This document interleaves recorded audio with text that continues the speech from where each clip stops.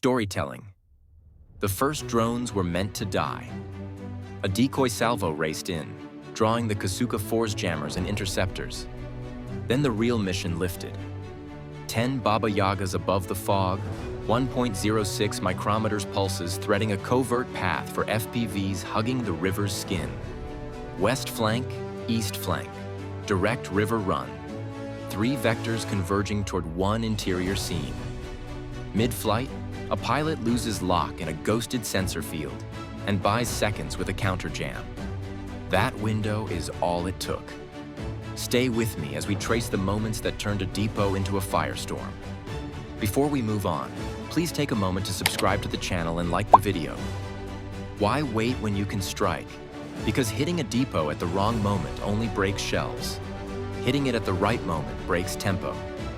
Ukrainian planners watched one node fatten with North Korean rounds, not because they lacked a firing solution, but because they wanted shock value measured in days, not craters. The pattern was simple and brutal. Trains unloaded to trucks. Trucks funneled to a single redistribution point that sat astride 2 rail spurs and a highway. The node swelled on a predictable cycle.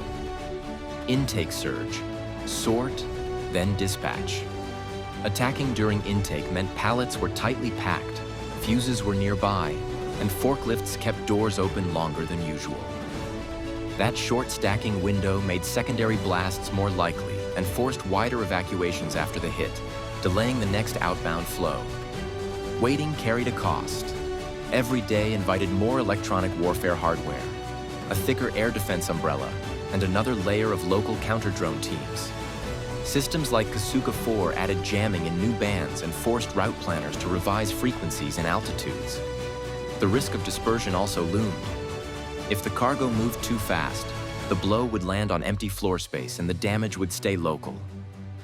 Open-source trackers counted rising shipments of North Korean artillery rounds across several months, with spikes lining up with Russian pushes on nearby sectors. Those surges meant the depot became the launch pad for heavier barrages within days of intake. Hitting at the crest would starve batteries right after they ramped up, blunting momentum when commanders needed volume. A reconnaissance run built confidence. More trucks rolled after midnight. Thermal cameras caught hotspots where there were usually none. Loading bays, a side warehouse, and a generator shack that stayed bright until dawn.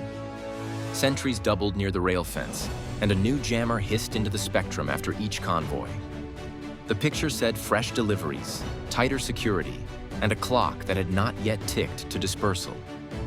Some analysts questioned whether North Korean personnel were present in meaningful numbers.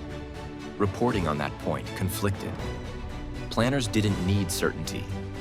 Probability and timing were enough. The munitions were real, their flow was clear, and the node mattered. Then a cold front slid in and pressed a dense fog over the river valley. Cargo stacked high, doors ajar, and sightlines cut to yards.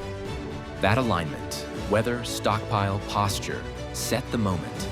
A full depot promised sympathetic fires that raced through bays and locked a region into silence while logisticians rewrote routes. With the window open, the next move is to beat the sensors, not the soldiers, using fog, angles, and light the radar can't jam. How do you steer a swarm through a jammed battle space without GPS? You turn the weather into a guide and the sky into a silent corridor.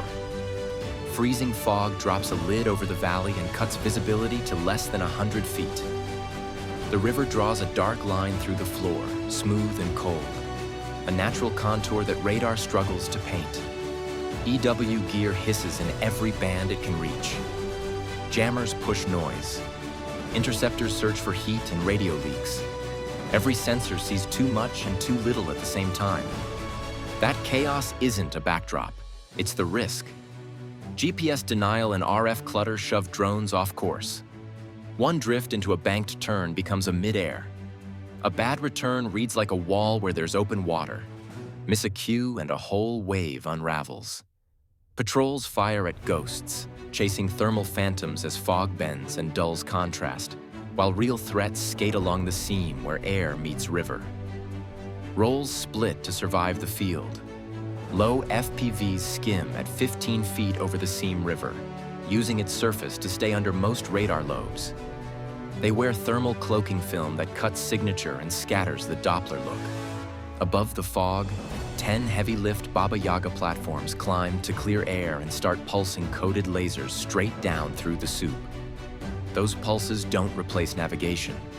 They mark short hops, breadcrumbs the FPVs can read without talking back. The wavelength matters. At 1.06 micrometers, the beams match common ND-YAG output.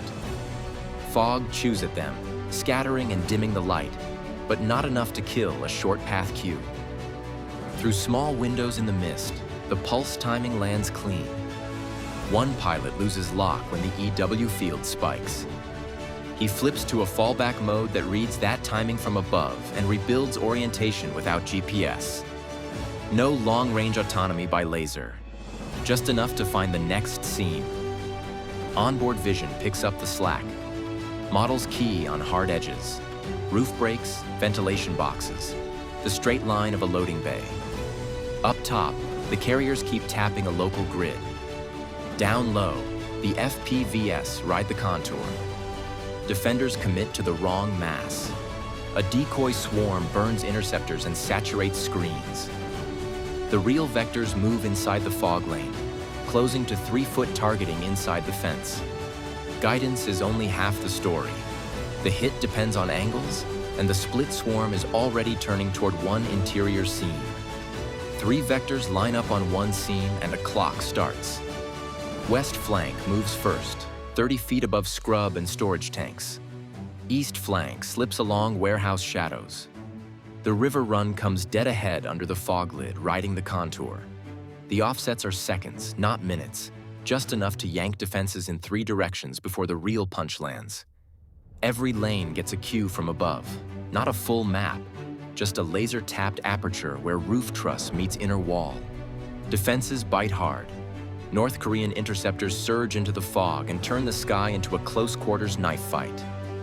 The depot's EW spikes and throws bursts of noise that can shove an FPV off axis. A mistimed approach would push drones into the wrong angle and force warheads to pop on sheet metal, wasting the run and alerting every gunner on the fence. Timing becomes the margin. One beat late, and the flanks facepoint fire with nothing left for the bay. The choreography starts with noise.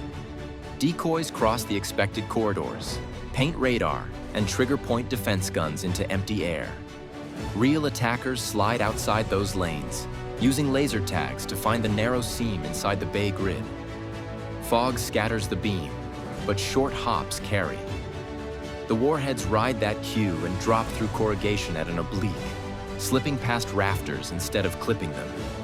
Internal penetration is the goal because confinement multiplies blast coupling. Sympathetic detonation thrives inside walls, not on top of them. One FPV rides the wake of a downed drone through the same puncture.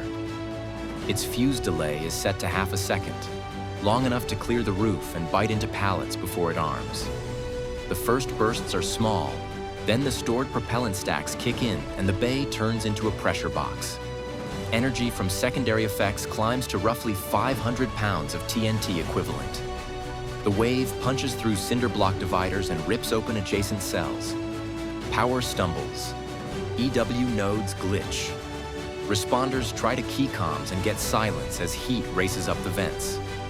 3-foot precision at the aperture turns into a cascading cook-off across anti-tank munitions and drops local command for hours. The night ends with a crater and a quieter spectrum. Morning opens with rerouted convoys and a hard lesson about cost, timing, and weather. Low-cost platforms won because timing and angles squeezed error down to feet. Fog cut the long eyes. Lasers pulsing at 1.06 micrometers gave short hop cues that held through the mist, and FPVs turned those cues into precise interior hits. That blend flipped the cost curve. Cheap assets forcing expensive defenses to miss. If you want more breakdowns of how environment and tactics flip the cost curve, don't forget to like and subscribe, and tell me which battlefield innovation to dissect next. When the fog lifts, ask yourself this: Does the bigger arsenal matter, or the side that chooses the moment, the route, and the 3-foot window?